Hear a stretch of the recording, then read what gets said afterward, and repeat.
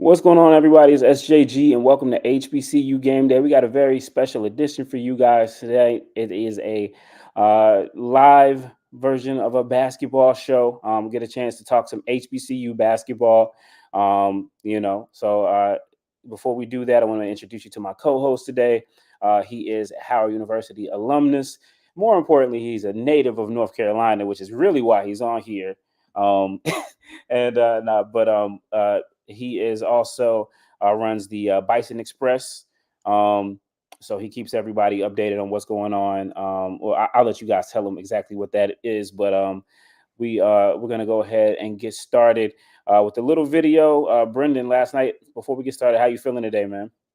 I feel fantastic. I'm feeling good. There's the Central games coming up tomorrow. I don't know how that's going to go, but I'm feeling good right now. I've decided to delude myself into thinking, yeah, we're gonna do this thing. We're gonna do this thing. We got it. We got this.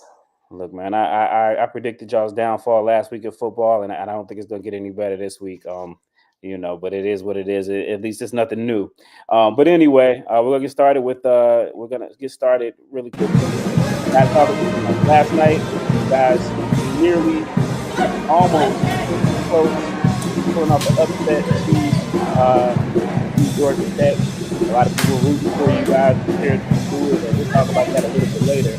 But right now is make sure we have respect the time of our guests. We were able to get a great first guest. I could not have asked for a better first guest. And I'm not just saying that because he said yes on a Friday night. Coach Jones of Norfolk State, Coach Robert Jones, is one of not only the best coaches in the MEAC and in HBCU basketball, but also in mid-major and college basketball. What he's done with the Norfolk State program, bringing it back to prominence. We know they have a long storied history, and he's been able to get it back up to prominence every year. They're winning, those 20 games. They're, winning MEAC titles in the regular season. They're winning tournament titles, making NCAA wins. And so we want to go ahead and bring Coach Jones on. And Coach, how you doing today? How you doing today, sir? Hey, how you doing, man? How's everything? Doing good, doing good. Appreciate you for hopping on. Hey, man, no problem, man. When you call, I gotta answer. I appreciate that. Love I that. appreciate that. The check is in the mail. Not that you need it. Yeah, and this is Brenden, who's a Howard alumnus as well. I know he's aware of your work as well. So Yes, yeah, I'm very well aware of his work. I'm very well aware of this man's work. yeah, he's worked y'all quite a bit Yeah, a over little the bit. years. It's been a little rough sometimes, but stop living in the past. It's okay. No, It's all right. It was rough for a while, and then things have got better. Things have got better. It seems like on the outside looking in, man. Now once those guys from the other side of the 757 moved away, it seemed like you guys' rivalry maybe even got a little bit tighter. I don't know. That's just kind of from the outside looking in, Yeah, yeah. but yeah, Coach Jones, talk to us. I know we're the first week of the season's pretty much in the books.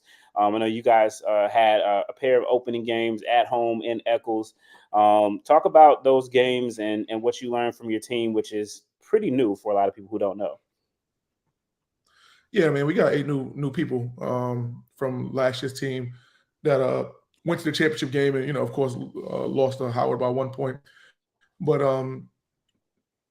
said, these 2 games this was well needed for us, well, much needed, I should say. It's because there were 2 Division I games, but at the same time, we're still trying to figure out some things. So being able to get those 2 games, really 2 more we play in the scrimmage, really helped us try to sort out some problems that we might have before we, in my eyes, really kick off the season next week when we play Hampton. And it's not really totally about the Hampton game, but it is a Division I opponent. We did play Division I opponents in scrimmages, so that was good. But playing against a Division I opponent, yeah, we're 2-0, but I think next week when we do that and go to Paradise Jam and things like that, we really get a gauge to see where we are as a program with these eight new guys.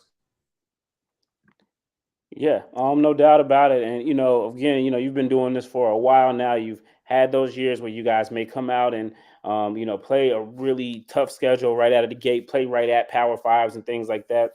I guess when you were constructing the schedule for this year, knowing the team that you had, the transition that you were taking, is that kind of even maybe more into the consideration of the way you guys put the schedule together? Or is that just kind of the way that things fell? A little bit of both. I think more in December is more like just how it fell. But I think in November it was like orchestrated, because this was the first year that we were able to go. Well, not the first year, but the first year back that we went on a foreign tour into Puerto Rico. So with that being said, we were able to get a good look at what we had early to see against some of the pro teams in Puerto Rico. So that was good for us. And with 8 new guys, we needed as many practices that we could get and as many games that we can get. So going to Puerto Rico was a good thing. And then at the same time, we wanted to make November like a crescendo. And when I say that, we played Penn State Wilkes-Barre, which, of course, won their national championship in the division that they played in last year. But then we went up a little bit more with playing Apprentice School. And I think Apprentice School was probably a little bit better than Penn State Wilkes-Barre. Now we move up again to play Hampton, which is better than both of those teams. I mean, clearly. And then we're going to move up again to play in the Paradise Jam, which, if you look at those teams, it's not like Power Fives, but if you look at the Paradise Jam field, those are some of the best mid-majors in the country over the last 2 to 3 years. So this whole November has been, like I said, a crescendo just for us to try to keep working out things, try to get better and better so we can, have a good December, January, February, and subsequent months. You talk about the number of players you lost from last season. A lot of times we'll hear about culture and like, hey, we're trying to establish a culture. And I've always wanted something a little bit more tangible. If you could give me, like, what does that look like? Like, how do you, how do you instill in a largely different team, your leading scorer, leading rebound? Like, these are not just players on the team. These are your leaders. How do you change? Like, how do you instill that in an entire different group of guys? A lot of times people have always said in the past, does culture equal winning, or does winning breed culture? And I know that sounds like a trick question, right? But it's something that you got to really think about. And something I've thought about over the years too. And I think, I was a big proponent of the culture, leads to the winning, right? If you have a good culture, you lead to the winning and stuff like that. But now, honestly, I can say, because I have 8 new guys, a lot of those guys don't know our culture, but they know our winning, which is helping them buy in to our culture, right? So I think that a lot of times that with these guys is that, yes, there's still some touch and go moments with them trying to get on the same page with everything. Because, like, you got to look at it. Like, we got 8 new guys. We had 8 new guys before, but before JUCO guys, high school guys, which are like so eager to learn, to be in a four-year school. Now we have 6 transfers, 2 freshmen. So the 2 freshmen, they you could throw anything at them. They just ready to do whatever. But the other 6 have come from 6 different programs for multiple years with 6 different terminologies, 6 different systems, 6 different this, 6 different that. So it's been, it's been tough, to like try to integrate all of that stuff. But what's happening is that we're really kind of on a 5-game win streak, because we won 2 in Puerto Rico. We won both of our scrimmages. I should 6-game win streak. 2 in Puerto Rico, 2 scrimmages, and then our 2 games at the beginning of the season, no matter who we played. So these guys are starting to buy more into the culture because the winning is happening. So once again, it's like, does culture breed winning, or does winning breed culture? And I think in this situation, the winning is breeding, the culture that or the buy-in to the culture that we want.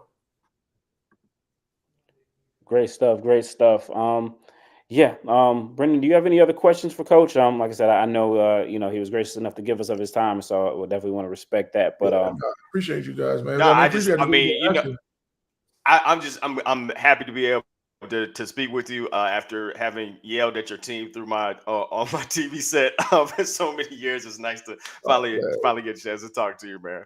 Man, it's all good, man. Hey, man, once again, like, congrats to you guys last year, man. Like, I tell people all the time, man, I'm not a hater or anything like that. There's some people still talking about our COVID championship in 2021 that's in the league, and I'm like, you sound like LeBron in the bubble, right now. So And there's some coaches in our league that still talk about the COVID championship, and I'm like, come on now, like we won in 2022 too, so that wasn't COVID. So once again, I'm not a hater. Congrats to the Howard Bison. Congrats to Coach Blakeney who turned that whole program around. Yeah. First championship I think since 1992. So congrats to them, and I look forward to playing you guys this year. And I know Stephen, you had told me to say a couple quick things about the Battle of the Bay, and I'll say it, then we can continue on with our night. But I think that with the Battle of the Bay, everybody's looking forward to this game on Monday. I know Stephen might have came to the Battle of the Bay maybe a couple years ago, maybe. I forget exactly what year he came. But it is one of the greatest rivalries that I see in HBCUs. I know people look at the A&T Central and stuff like that. But if you ever been to a Battle of the Bay game, like on Monday night, that place is going to be jam-packed wall to wall by halftime. The reason I say by halftime is because, as Stephen knows, that bridge is sometimes unkind coming from yeah. All too well. Yeah, so by halftime of that game is going to be standing room only. And then what's going to be interesting about the Battle of the Bay this year on Monday is going to be that I have 8 new guys. I think Buck has 8 or 10 new guys. So those guys have never played in the Battle of the Bay. So it's going to go one or two ways. Either they're going to be scared to death, or they're never going to realize the magnitude of what's really happening and just play a regular game, which is going to lead to a very, very good basketball game. So I'm excited about playing the game. I'm excited about getting back on the court. I'm excited about our next test on the court. So if you are in the area, if anybody's watching this is in the area, like I said, I know Steve has been there. Please, come out, check us out, at Echoes Hall when we play Hampton on 7 p.m. Monday night. Yeah, now I've had a chance to be there. I've had a chance to be at a couple of them since you've been there. No, I think the first one I did, it was over at Hampton. It might have been. It was when it was. I think it was that year. It was that second year, that back to back. It was second year that back to back, you guys, and then it was a really great battle. And then I was able to go the COVID year. So it was kind of you guys in Virginia, you guys were able to have a little bit more of a crowd than we were in North Carolina. That year, but I know it wasn't the full effect. So I know I will have to go up there one day and get it, over in Eccles, for sure. So, but again, Coach Rob Jones, everything I said earlier, obviously, again, one of the best coaches in college basketball. He's really kept that program going. It's easy to have success for maybe a couple of years, but to keep it going every year and win those 18 to 20 plus games is definitely a big thing. So congrats to you. Hats off to you. And, we'll see what happens the rest of the way. We'll have you back on sometime for sure. All right. Thanks, Steve. And, I'll say thanks to the Howard co-host, but, thanks for having me. And, you guys keep doing what you're doing, and I'll see you guys soon. Appreciate it, Coach. Coach. All right, guys, that was Robert Jones, head coach at Norfolk State University. They are currently 2-0. As he said, they played 2 kind of warm-up games against 9 D1 teams, but the warm-up is over on Monday when they take on the Hampton Pirates, the much-hated former MEAC, former CIAA, former everything foe for Norfolk State. Brenden, just talk to me. As we continue, everybody, please make sure that you're liking the stream. If you're on Facebook, I think if you're on Facebook, you can give stars. So I think that's a good thing. So give us some stars and everything, and just let us know if you like this type of content, and we'll keep giving it to you. But let's talk about your Bison. Let's keep it in the MEAC. You guys have already had a chance to see Hampton. First game this year, you guys took on them. Kind of went more viral for the cheer battle. We can't even have those down in the CIAA land, so y'all got a little bit of a thing. There was some things with fights and stuff like that. So it's okay, y'all. Couldn't comport yourselves properly. It's a look. Everything's competitive. Everything. North Carolina, man, everything's competitive. I know. I know. It was not surprising. Like that wasn't my surprise face right there. That's not what was happening right there. Yeah. So we don't want any of the cheerleader fisticuffs. But anyway, talk to me about that game for Howard. What you saw. Obviously, Bryce Young, Shy Odom, Dockery, some of those guys are coming back from that team that was able to beat Coach Jones and his squad at the end of the 2023 season. Just talk about what you saw in that first game, and then we'll obviously talk about the Georgia Tech upset that nearly happened. Right. The Hampton game is and one I don't remember, and I can I'll have to pull this up. I was trying to look it up. What if we've ever started the season with Hampton? That is still a big rivalry. Obviously, they left the MEAC, but it's Hampton Howard. It's always going to be something interesting, always good time. And that was a good game for pretty much all of it. We pulled away towards the end, shot well from free throw, which was not what we did particularly well in our second game. But you mentioned the people that were coming back, but the people that left are kind of going to be the show for a little bit and how they fill in on that side. Like, you can't lose Steve Settle, can't lose Jordan Wood, and certainly Elijah Hawkins. He was our leading scorer and assist guy. And that is really what I saw and took away the most from it. Is like, there's not a lot of guys that they have that can initiate. I love Harris. I love Odom. Those are more finishers. Can they create? Odom actually ended up leading the team in assists. I think he had 5 assists that game, but he also had 7 turnovers. And that's not really his game. And so I look at Strong like, okay, unfortunately, you're coming into a situation where the team is so heavily dependent on this position to create. Hawkins could do it. He was a great player. And I'm happy for him. Just to tap into the transfer portal a little bit, he had a great season after a phenomenal freshman one, and he found, or feels like he found, greener pastures. So God bless him on some real. Like, he helped win us a title. So no shade for me. But they were so dependent on him that there isn't a lot that you can kind of come back with. Side note, I mentioned Joshua Strong, the guy that's kind of replacing them. Candace Buckner from the Washington Post wrote a fantastic piece about him. He's actually in law school right now at Howard's Law School while playing D1 basketball. That's completely insane. Shout out to him for doing that. Right. But they're going to depend on him a lot, and I'm a little concerned about that, and I'm hoping they can get a secondary distributor to kind of step up at some point. Gotcha. Yeah.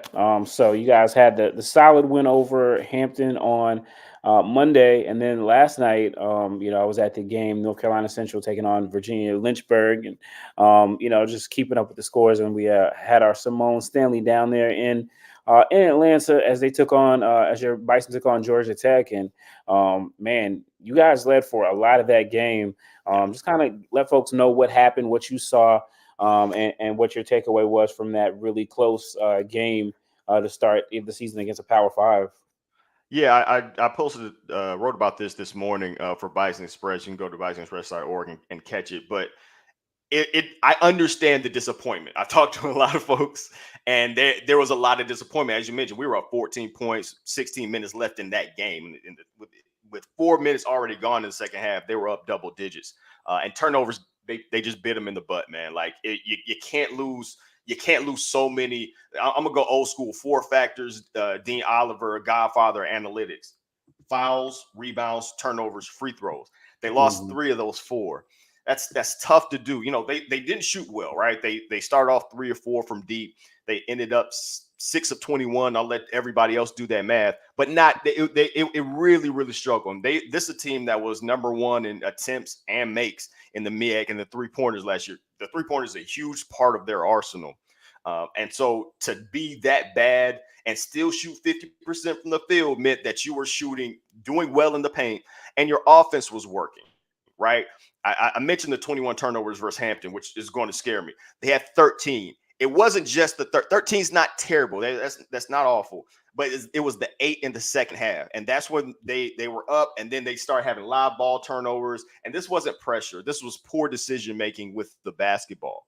And so that kind of stuff it'll kill you. It'll absolutely crush you, particularly when you're not shooting well. The foul situation, obviously, Harris and Coleman both fouled out, and they're not a very big team. And so those are kind of their backline guys. Campbell is there, I think 6'9", is going to probably be the tallest guy that actually plays on for any significant minutes. When he fouls out, Harris fouls out, now you've got Odom at the 5. Like, it's not that he's not strong, but that's not really where you want to put his minutes. That's going to be something to watch. Foul trouble. How deep is this team going to be? Remember, Coach Blakeney was playing 10 guys last season for the majority of the season. I don't think we're going to see that kind of a rotation as deep into the season as we did last. But I'm still thankful. I'm still hopeful. Like, even as disappointed as I am at the outcome, yes, it would have been fantastic to beat Georgia Tech. But it's about something a lot more. It's about the long game, because we know, hey, if the important thing is winning the tournament. So by the end of the regular season, you need to be playing your best basketball, because it's one and done for us. We only got one spot. There's only one spot. That's it. And so if it sucks that you lost to Georgia Tech, but that wouldn't have been an upset to me. I know they were 11.5-point dogs. I think is what you said on Twitter, but that wouldn't have been an upset to me. Georgia Tech is a Power 5 team. Yes. Okay. They're picked to be 13th in the ACC this year. So while, yes, they have more resources and their guys are probably higher stars in high school, that's not projected to be that sort of overwhelming sort of a team. This season is about a lot more than beating Georgia Tech. You heard? Like, that would have been a cool feather in the cap. But this is about building a program. This is about trying to get back-to-back MEAC championship wins for the first time since the 81-82 seasons. Like, this is about a lot more than that. It'll be more impactful for our program if they can do that than if they beat Georgia Tech in a game in November. You know what I mean? Right. And I think Blakeney understands that. That's why he routinely schedules like this. Remember last year he had those boys playing Kentucky. Like, he wants put them in the fire early and cook them up. That's his philosophy. They play Cincinnati in a few weeks. Like, that's what this team is going to be. That's what they're building towards, and I think they're going to get there. And it was funny that you had Coach Jones here, because there are times when I look over at, kind of just peek over at Norfolk State, because they're there at the end so many times, and I'm going to be doing a whole bunch of that. But I have nothing but the utmost faith in how our guys are going to get back a little bit healthier. They got some injuries in preseason. They're going to get back healthier. I think this team is going to be okay. I have an issue with the ball handling situation and stuff like that, but I really fielded a lot of calls last night. I really want everybody to be like, hey, it's okay. Let this team gel, because this is a brand new team, despite the fact that there are some returning faces. Gotcha. Yeah. Well, again, I know that we as an HBCU game day, we did have some folks at the game, and so they were able to catch up with Coach Blakeney and his squad. So let's hear from them, and then we'll get into what happened tonight and some other stuff too. So let's go ahead and roll that. 5 to Georgia Tech. Howard University lost a close one, 88-85 to Georgia Tech on the road here in Atlanta at McCamish Pavilion. Howard University held the lead for majority of the game, and they were up 12 points early in the second quarter before things started to go the wrong way. Howard sophomore Shy Odom led the team with 22 points, 7 rebounds, and 4 assists. I was just out there hunting, doing everything and just trying to do whatever I can do to get my team W. And what was the team most impressed by from what they saw from each other? Well, Bryce had an amazing day getting offensive boards and just being a havoc on the offensive side. Also, our defense in the first half was great. We held them to under, how much we scored, and that was just the point. But I got to give credit to them. They executed even under, how we were changing our defensive game plan. They stuck with it, and they stuck with it the whole game. Well, I'm very proud at the way we played today. I thought our effort, our energy was there. For me, Georgia Tech had 22 offensive rebounds, and that's a little bit of controlling the controllables, and to be able to get to the next level of, being a consistent champion in a program, I think, that has a chance to beat Power 5 teams. Our attention to detail, and then, our physical and mental toughness has to be there in times of winning. And that was Coach Blakeney and Shy Odom talking a little bit yesterday to our Simone Stanley about their 88-85 loss to Georgia Tech. So the Bison have some games coming up, but we did have some games that happened tonight. So I'll pull some of these out of here. And Brenden, if you have any thoughts or anything, you can respond. So there was heavy SWAC action tonight. Actually, a couple games are still going on. But TJ Madlock, who actually used to play in the MEAC, who played at South Carolina State a couple years ago under his dad, Tony Madlock. He had 23 points in a 98-67 loss to Iowa tonight for Alabama State. So, God, they played. They had a tough game earlier in the season. I think earlier in the weekend. But they were right in it. And it escapes my mind who they were playing. But so Alabama State potentially a team to watch out for there. Grambling State. I don't know if you guys remember last year they took on Colorado before Colorado was like hated by so many people in HBCU land. They went ahead and took care of business on the road in the Pac-12 SWAC Legacy basketball series last year. About the same time of year, first weekend of the season. It was not to be this time. Colorado took it to them. It was a 95-63 win for Colorado, but Tremichael Moten from Grambling State had 28, so he's a guy to watch. And Mississippi Valley, they took it on the chin to Oklahoma. 82-43 was the score there. We look ahead. They didn't get doubled though. I mean, if you want a silver lining, they didn't get lapped. So there's that, right? They're a point away, but they didn't get lapped. I mean, I did not pull the spread on that one. But I may have to go back and see what it was. It probably I don't know. Maybe it couldn't have been 40. It couldn't have been 40. That's too disrespectful. It couldn't have been 40. But yeah. And so that's the SWAC for tonight. There actually are a couple other games that are going on right now later in the evening. So I'll see if I can get those scores. But for the SWAC, as we look ahead, Texas Southern is going to play at Arizona State on Saturday. We know they have a history of a couple years ago. They went on the road and beat Florida, who was a top 20 team. So there's that. And then Southern, and Brandon, if you want to chime in and talk about this, because I know, we talked about it earlier in the week. Southern made a statement win early in the season with a win over UNLV. And I know the UNLV is not the running Rebels of the 1990s, but it's still UNLV. And I know you guys know something about beating UNLV. I was about to say UNLV gonna they just gonna quit playing HBCUs. Hey man, it's funny. This year was I think it was a 14-point win for them. Last year the two teams play each other, and it was a money game. They sent them out to Vegas. They got a chance to see Vegas, and last year they came up with an 11-point loss. This year they come up with a 14-point win. So your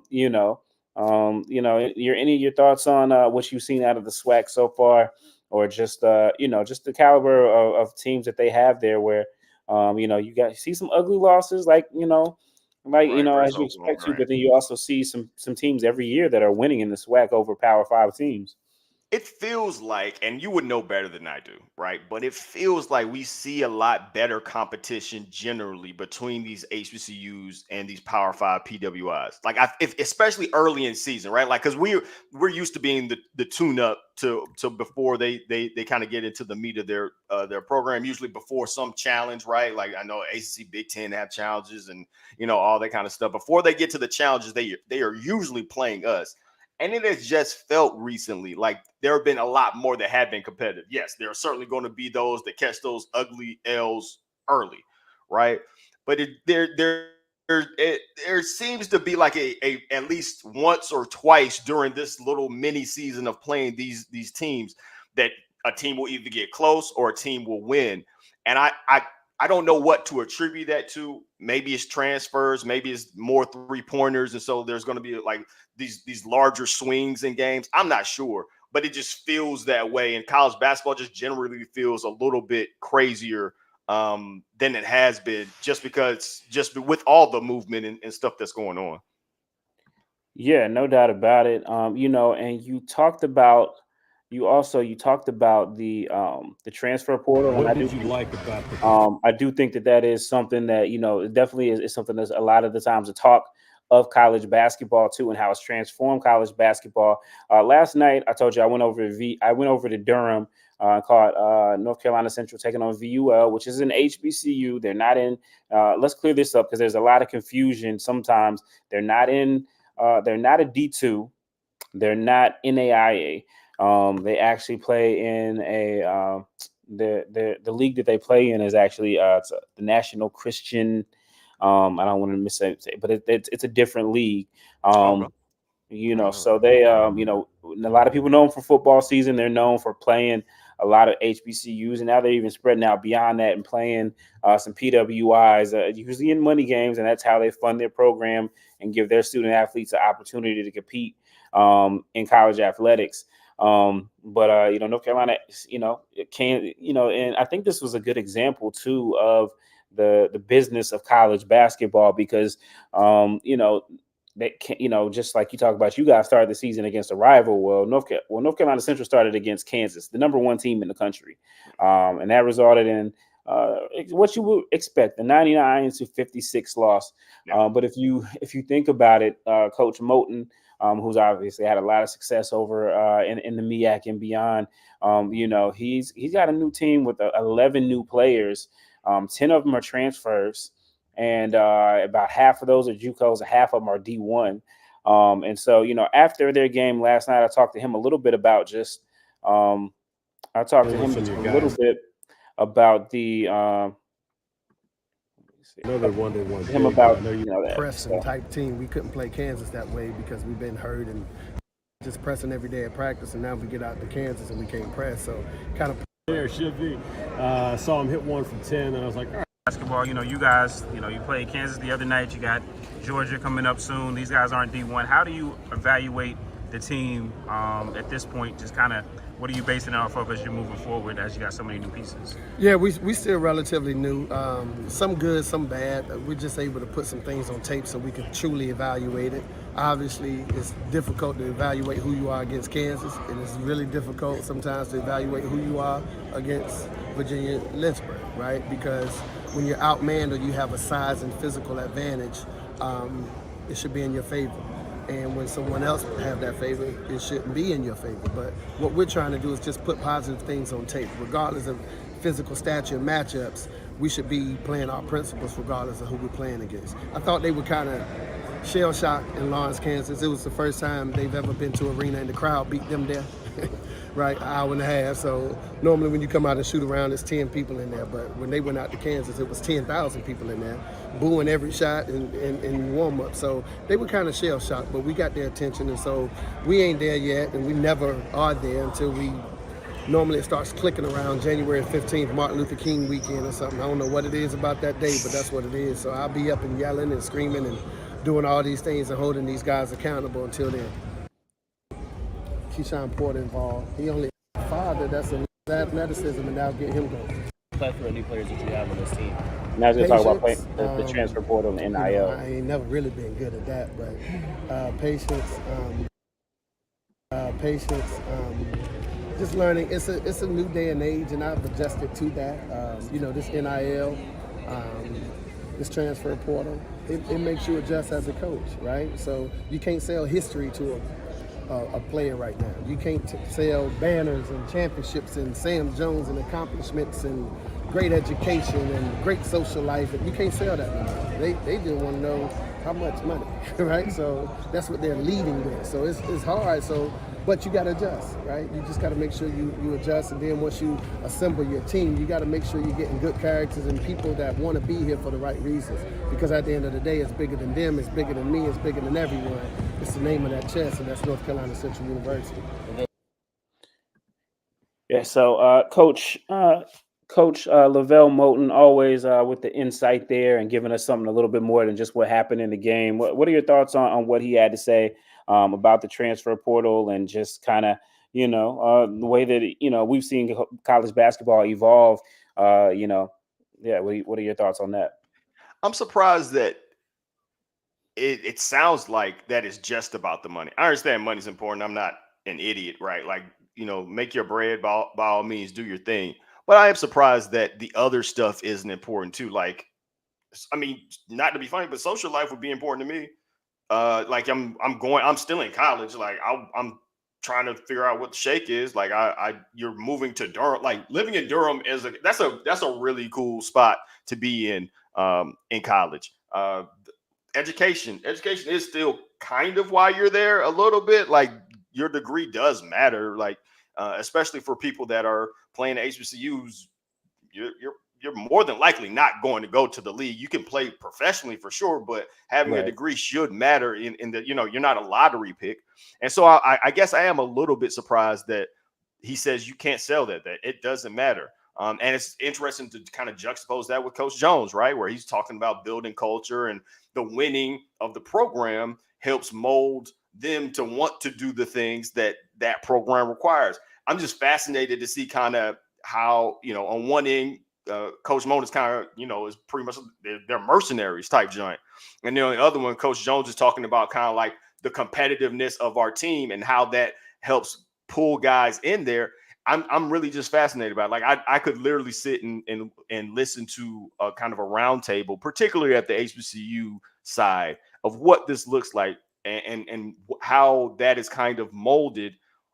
How he's talking about that changing the way he coaches. You mentioned Moulton. This is a dude has accolades out of accolades and had a particularly strong run with the Eagles, and he feels he has to coach differently because money's involved. And that's fascinating to me, like how that's got to be kind of an ego check, right? Like I've done all this winning, I know what I'm doing, but now I got to flip it and turn it a different way because the bread is here now. And so something has to change. I don't exactly know what. He talked about a little bit about how to sell it, the program.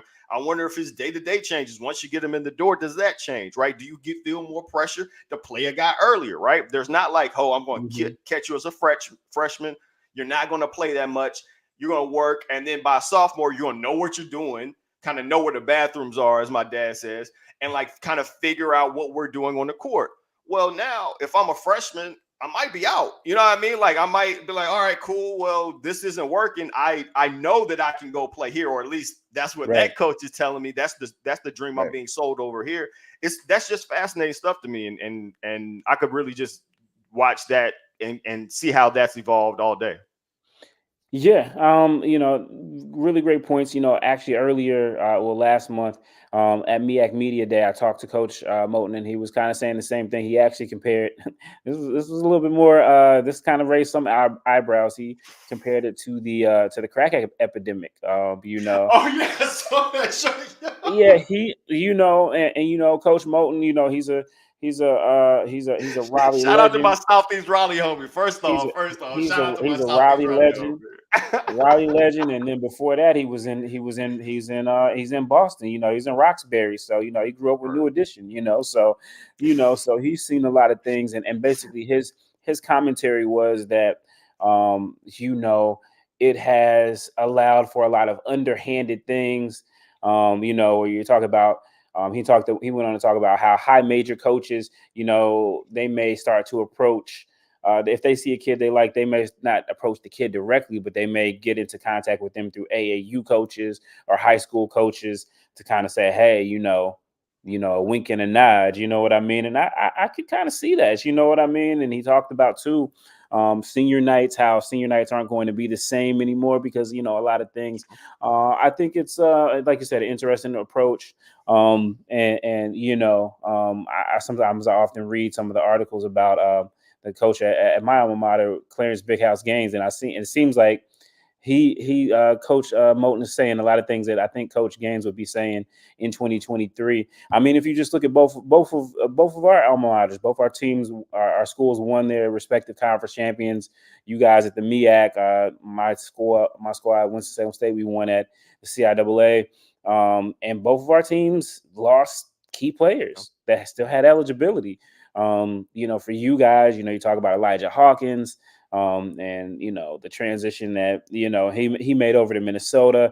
You also have Steve Settle, who Played at Temple the other night, and they played against Maryland Eastern Shore. They brought in a guy. Last year they lost to Maryland Eastern Shore. This year they brought in Settle. He didn't have a huge game offensively. He only scored 7 points. I think he shot pretty badly, but he used his length and got rebounds. So in his first game there, so we'll see how it goes. But then, even at the Division II level, for Winston-Salem State, they had one kid Samaj Teal, who was a borderline D1 prospect back in 2020. They got him. They didn't play in 2020. 2021, 2022 was his first year playing. He had some solid minutes, and last year he hit a big shot for them. He was huge for them, and he had a big shot for them in the CIAA tournament to beat Virginia Union. He went ahead and he hit the transfer portal. And he's over at Presbyterian. He played the other night when they beat Vanderbilt. He got some reps there. I think he scored like 8 points. And then last night they played some other team, a lesser team. I'm not sure, what their classification was, but he put up 20 points. You know what I mean? So that's a guy where, it used to be, for the most part, you would just go there. You would just become a Division II star. And then, the other side of it, there's also, we had the former NC State big Jalen Gibson. He came to WSSU, helped them win a championship. And really, with those two guys, they got 3 of the starters returning, but with those two guys, they go from being a team that's, contending for the CIAA championship to a team that they're contending for the national championship. They're because they were that good. But that resource gap is real. You know what I mean? It's a real thing. Especially in Division II, where there's very few full scholarships, and even in Division I, if I'm this kid that's really good and really talented, and I'm doing my thing, and there's another kid that's at another D1 school that isn't as good as me, but maybe he's got some NIL money or a cost of attendance money or something that they don't have that I don't have. It's hard for me, and people are telling me that I deserve the same thing that he deserves. It's hard for me to say I'm going to stick with this, That's I mean, that makes, honestly, I think, and because the resources gap has always been there, right? Right. And whether or not whatever was happening or whatever was not happening, we know what the shake was in some of these situations. I think taking away the penalty for transferring has been even more right. And that's what he was talking about, like that. Some of the safety nets, some of the things that says, okay, well, it's like no, it's like it's no church in the wild, So, so that's interesting. Speaking of over in the CIAA, I did pull up the scores from there. So this is the first weekend for Division II basketball. Division II is a little bit different. This is the first weekend for them. So a lot of times what you'll see this week is you'll see teams going to play in tournaments to where they can play multiple teams over multiple days because the way the Division II basketball is set up, your NCAA tournament is a regional thing. Like it's not like a made up region like it is in Division I. Like it's an actual, these are the teams in your region. So, you go and you play your regional foes to try to see where your conference measures up. And then, once we get to February, March, that's where this adds up. So CIAA defending champs WSSU, they took on West Virginia State in the Earl Lloyd Classic. Shout out to Earl Lloyd, one of the first Black players to make it in the NBA. And West Virginia State out of the Mountain East Conference, they take down the CIAA champs 74-67. Good win for West Virginia State. They are an HBCU, even though I think they may not always look like it now, but demographics, all that stuff. We'll go and get into it. But another school that is in West Virginia as well, that is an HBCU, but same situation, but they're in the CIAA now, and that's Bluefield State. I'm really interested in this one. They got an 80-77 win over Clarion. I got a chance to see them play last year. We had a HBCU game day basketball classic, and it was hosted at Lincoln University in Pennsylvania. Shout out to those guys. And it included Lincoln, of course, but also Cheney up there in Pennsylvania, UDC, and then also Bluefield State. and they're going to be a fun team to add into the CIAA. Man, they got a guy named Jordan Hines who's really super athletic. I got a chance to see him last year up close approach. He's really freakishly athletic. He had 26 points, 9 boards, and 8 steals. Yeah. My guy was everywhere, and it's always so interesting, man.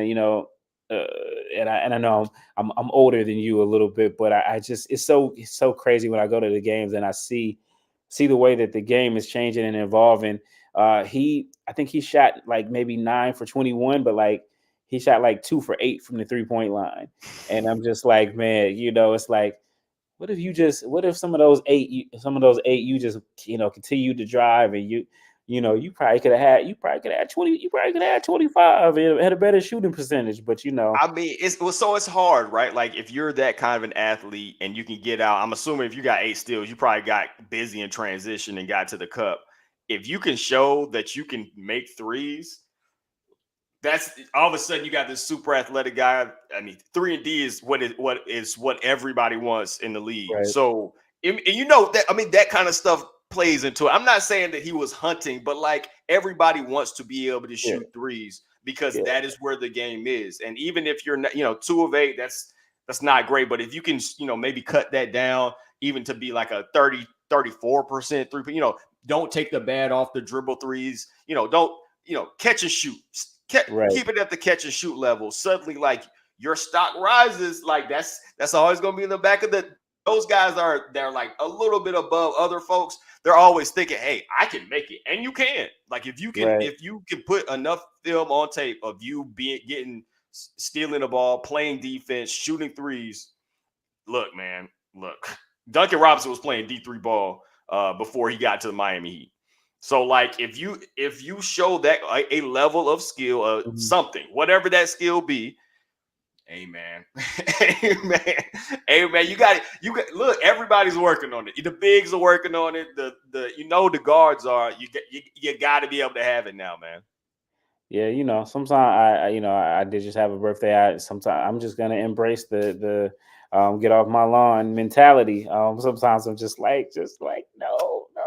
But it is what it is. Appreciate everybody for hopping on. For sure. As we go through a couple more of these scores before we call it quits for the night. Bowie elsewhere in the CIAA, Bowie State beat Lock Haven 64-61, 22 points from Eli Washington. Good win for them. Bowie State, they have their basketball program has really taken a step back after, being solid over the last decade. And the CIAA tournament is in their backyard. So it would be great for the CIAA tournament probably if Bowie State was good. But they've been getting first round. They've been getting early exits the last couple of years. So maybe this is a turnaround for them.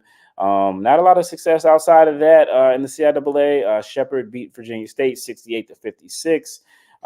Davis and Elkins beat Shaw 80-77, and Kutztown 80-74 over ECSU. Over in the SIAC, I did see Valdosta State with a 74-70 win over Fort Valley State. So still early in everybody's season, but everybody looking for those wins. Everybody's looking. And, this is the kind of part of the years that, it's okay to root for your conference rivals because, you want those conference rivals to get some wins so that you guys continue to look good and you position yourself properly. So rooting for them is a little strong. I won't root against them as fiercely. Rooting for them is nah. I feel you. I'm not a conference guy, especially like root for them is there, but when they get those wins, you're like, okay, well, that's good. I root for look. I root for all HBCUs when they go up against PWIs and they're like 100%. But like if they play, man, man. I'm sorry. We're here. But as we finish up, over in the MEAC, we talked about Howard, we talked about Norfolk State, North Carolina Central is going to be playing UGA over the next. I think they play them on Sunday. what games? What's next for Howard, and what are you looking for? Some of the games that you're looking, kind of keep an eye on in the MEAC outside of maybe who's your surprise team outside of the Norfolk, Howard, if you want to say Central in that, who's your surprise team there? I mean, I was thinking about Central. Howard plays James Madison coming up. James Madison beat Michigan State, upset them earlier. I think they were fourth in the nation at the time, and they just beat Kent State. They were down by like 5 points and Yeah, I three saw and a that. half seconds left, and they were able to force OT and to get that win. So, and shout out to their football team, by the way. It's unfortunate they're not going to be eligible for bowls and stuff, but they're out here killing folks. But yeah, Central it just feels like kind of their time. I don't think I realized how many of Moulton's players, what that turnover was until that interview, because I knew Norfolk State was going through a revolution without Brian, with that, like they're going to be a different team. And so I thought this felt like Central had been they had been kind of laying low, been in the third or fourth position of the MEAC for a while, and I felt like this kind of felt like the time they might jump up with all the change. We both, look, Norfolk State and us both lost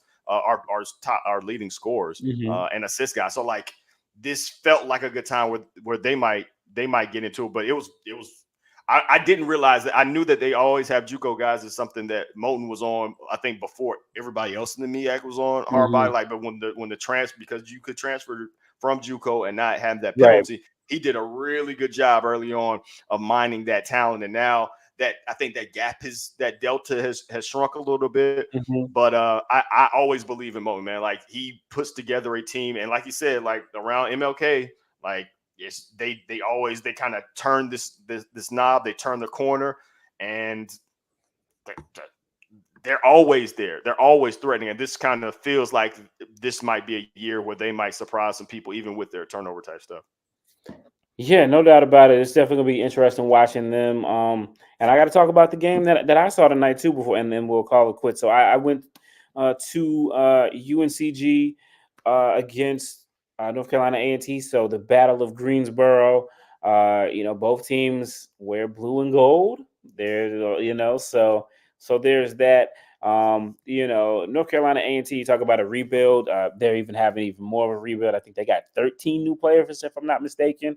They got a brand new coach, Monte Ross, Winston-Salem State alumnus, but former coach of Delaware, who led them to a CAA title previously. So he's starting fresh there, and he's just much like their football team. Their basketball team is undergoing a hard reset.